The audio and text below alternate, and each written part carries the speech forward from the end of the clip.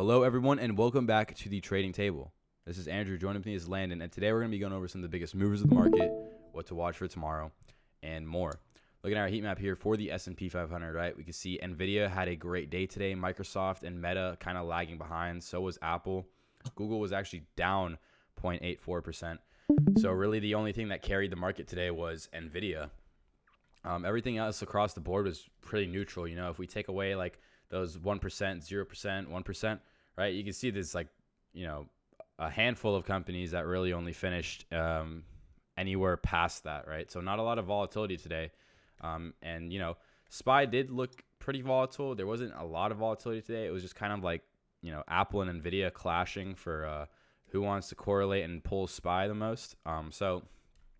This 532.72 support and this 535.56 resistance was just peak today. I mean, this is as good as it gets, right? I think, that if you don't have these levels down, you're kind of doing it wrong. If you're not using support and resistance like at all, like what are you doing? But to each their own. To start off the morning, we did have a pretty steep downtrend that was followed by a correction, right?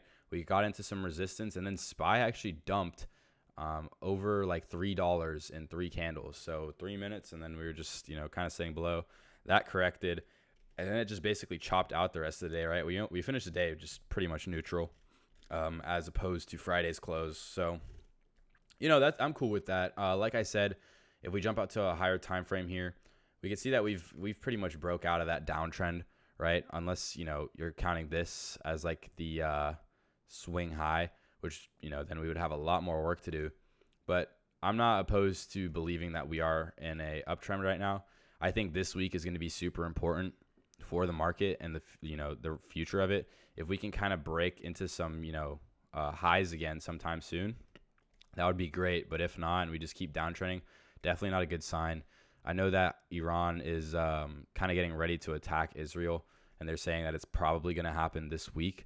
So that will definitely take a toll on the market.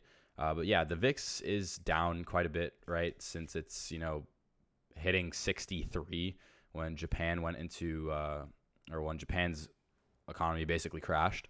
So 20.71 still not my favorite level. Like I've said before, 13.5 to 14.5 is like my ideal VIX personally. That's what I like to trade in the best. I think that's when the market follows the trend, like almost 1-to-1, like textbook trends. So 20 is still a little bit high. Not too worried about it though, right? And you can kind of see like the 20 VIX having an effect on SPY, right? It's just at the end of the day, this is pretty much chop, right? If you just filter out the noise, go to like a 15-minute, right? Like it's not really, it doesn't look as extreme. It just looks pretty choppy. So there was a lot of chop, but throwback to our Shopify call out from our top 5 stocks to buy right now video. That is absolutely doing great. They had a great earnings report. And we were talking about that, right? We were saying in that video how Shopify has huge upside potential. They're super undervalued right now. They're basically Amazon's only U.S. competitor. And yeah, they're sitting at 68 right now.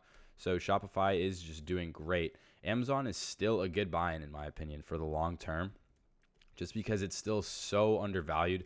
I mean, this is the biggest retail company in the world, right? And they are just really low compared to the market due to a bad earnings report. So I definitely could see Amazon recovering to the 200 level when, the S&P 500 kind of rebounds a bit more. But right now this week is just going to be super, super important. We need to kind of keep uptrending, right? As you can see here, you could argue that we're uptrending right now because we've got, higher highs, higher lows, right? But as you can see here, you can kind of like cancel that out just because we've seen this before and then it just kept downtrending, right? So I don't know, personally, my level was right here, but I'm kind of rethinking maybe like 543 or even 554 to break out of this downtrend. So I'm not 100% on that we're out of it yet. I think the market still could go into a recession. I think it's just getting less likely by the day. Every day that we have a green day, it's getting less likely, obviously, right? But it's still not a good sign that we're not, kind of moving back up. We do have some important economic data releasing later this week, or I think actually it starts tomorrow, and then Wednesday we also do. I don't know. We'll take a look at it later, but that'll definitely affect the market, right? NVIDIA, great bull run today, right? Like I said, Nvidia and Apple were kind of clashing for like who wants to pull SPY in that direction the hardest. So, Nvidia kind of, pretty close to SPY, right? So was Apple though. Nvidia might have been a bit closer than Apple, but nevertheless, just look for the market to keep strengthening this week, and hopefully Iran doesn't actually attack Israel. I think it's probably going to happen, but hopefully not. PDD is back to 142 from its super low of like 120, right? And that one big money play we have from like May, or I think it was May, like May 28th or something, for PDD calls. The guy's still in. He expires the 16th, which is this Friday. So good luck to him. I'm not really sure what his idea is there, but PDD, right? I've kind of been staying away from it just because it just has failed to break out so many times, and I feel like now we're finally kind of breaking out, but it's definitely not the strongest uptrend just because we've just been gapping up literally everywhere, right? We've got or actually not really that much, but yeah, it's just kind of when you see like huge momentum up like this with very little deep pullbacks, it's not the best sign, right? Definitely not the best sign. In a healthy market, pullbacks are healthy. So you want to see kind of a deep retrace without making a new low and then kind of moving back to the upside. But nevertheless, PDD could keep uptrending. Who knows? Chinese market is kind of right now.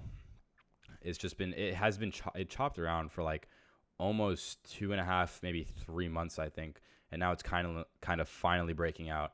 I know a lot of analysts are super bullish on BABA. I've been reading a lot about it recently, and they do report earnings in 3 days. We're going to be looking at our earnings calendar in a little bit. But Bitcoin is down to 59,000, right? Which is kind of concerning. We did have that pullback in August, right? When the market crashed, or early August, like last week, Monday, when the market crashed and we got down to 49. And yeah, we're pretty much just pulling back right now to potentially push higher. But Bitcoin was doing really good until that happened, right? We were like really, really strongly uptrending. If we go to like a day chart, or not a day chart, let's go to like a 4-hour chart, right?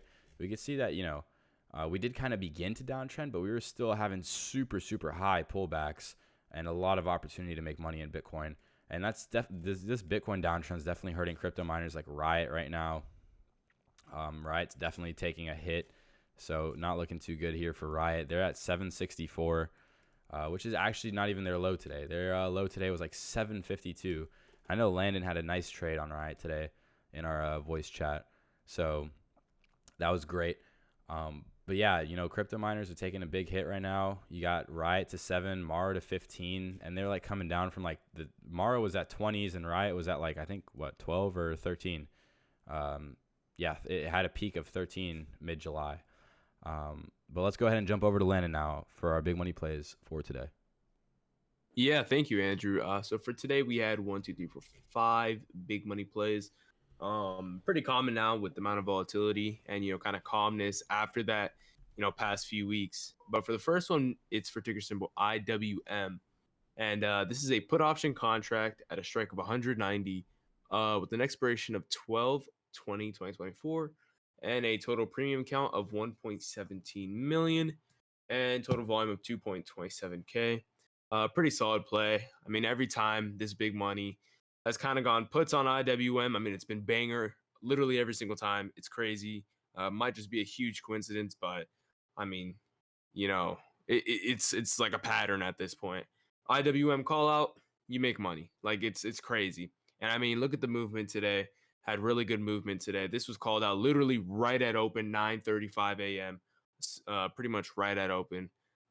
Really good move there. Me and Andrew did make some money off of this move. So pretty, solid move there, I will say. But our next big money play is for ticker symbol IAU. And this one's actually a call option contract at a strike of 54, with an expiration of 1/17/2025, and a total premium count of 867K, and a total volume of 22K, which is kind of insane. It's a really high volume. That's because premiums are so cheap. And yeah, I mean, another banger play for today. although this play does have a super long expiration date, that being 1/17/2025. So you do have a lot of time on these contracts. So you don't really have to sell this. But this is a pretty good movement from here. The bot called this at 10:30, which is like almost pretty much the bottom of that dip. So pretty good call out there from the bot. I do like this play. I think shares of Gold Trust will just I mean continue. We're really bullish on gold, so um, I think it'll just continue to go upwards. I mean, that's my opinion. Well, what are you thinking, Andrew, in terms of gold? Yeah, I mean, whenever you see like the U.S. breaking out into a war, like we're about to, right? We back Israel. So what happens when a war comes out is there's a lot of fear in the market. A lot of people don't know what might happen next, and you'll see the dollar weaken. And a correlation in the market is a negative correlation between the dollar and gold, right? So when the dollar weakens, gold will regularly have a bullish run because of the dollar being so weak. People lose their trust in the dollar. What always holds value, what backs most countries' currencies? Gold. So they'll invest their money in gold instead. Yeah, for sure, Andrew. But for our next big money play, it's actually for ticker symbol MU, and this one's a call option contract as well at a strike of 110 and an expiration of 11/15/2024. Total premium count of 976K and a total volume of 1.92K.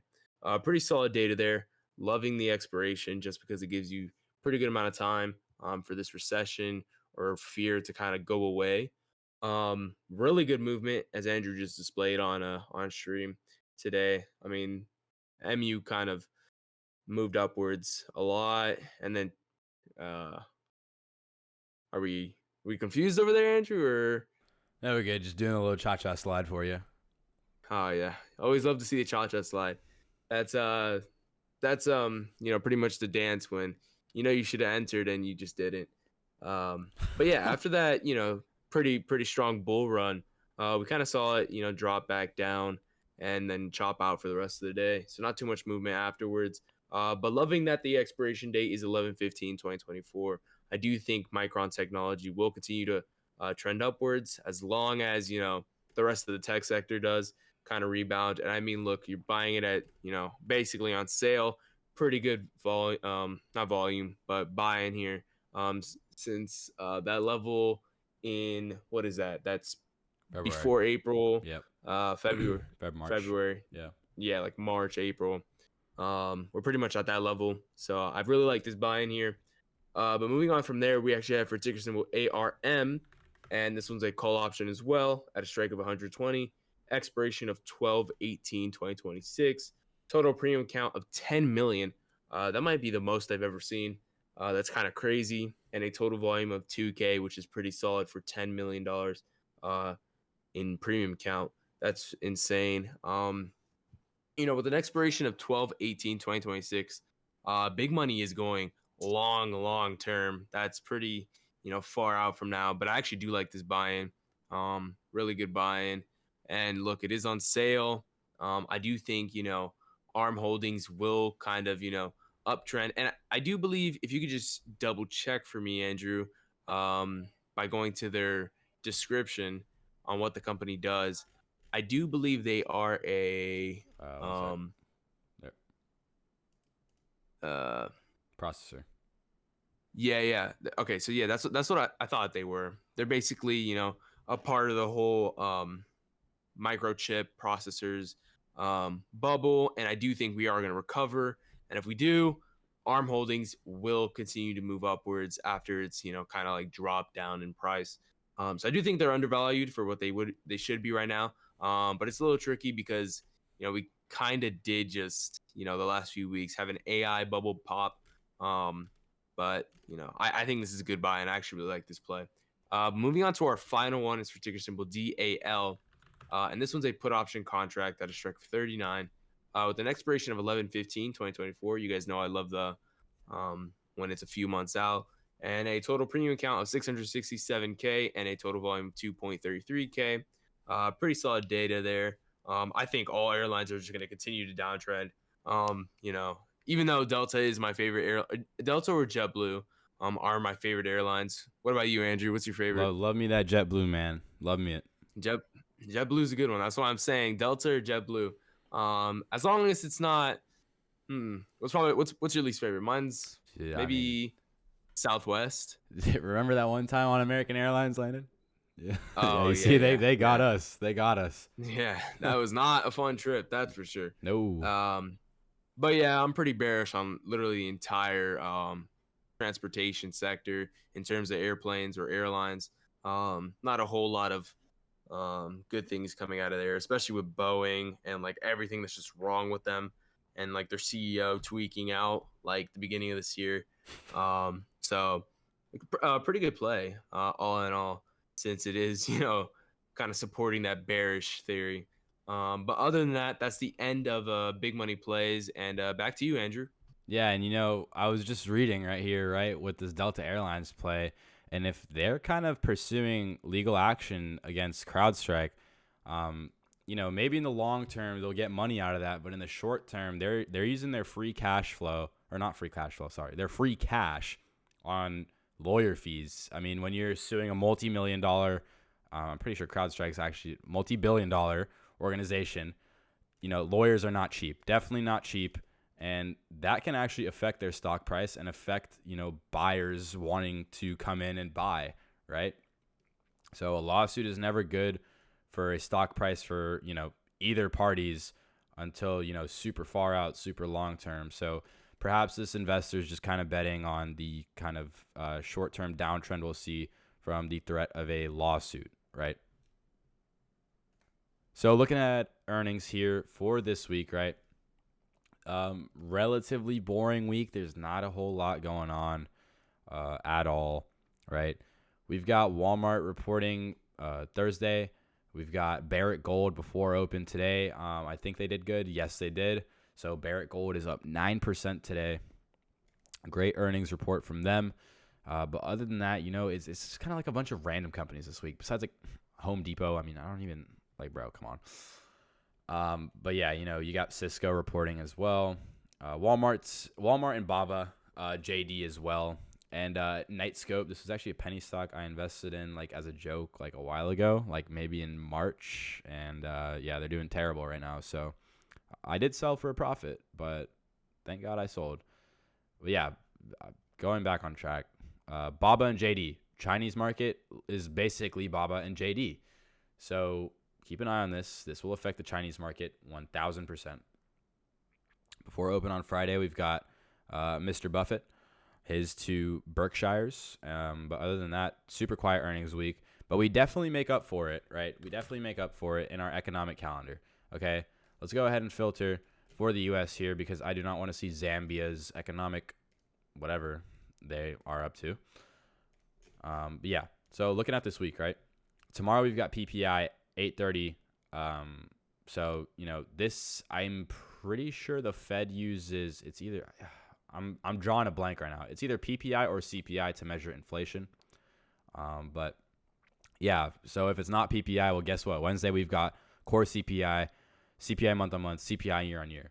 So super busy economic week. CPI is super important. PPI, like it's one of the most. Now that I think about it, I think it's CPI how they measure inflation.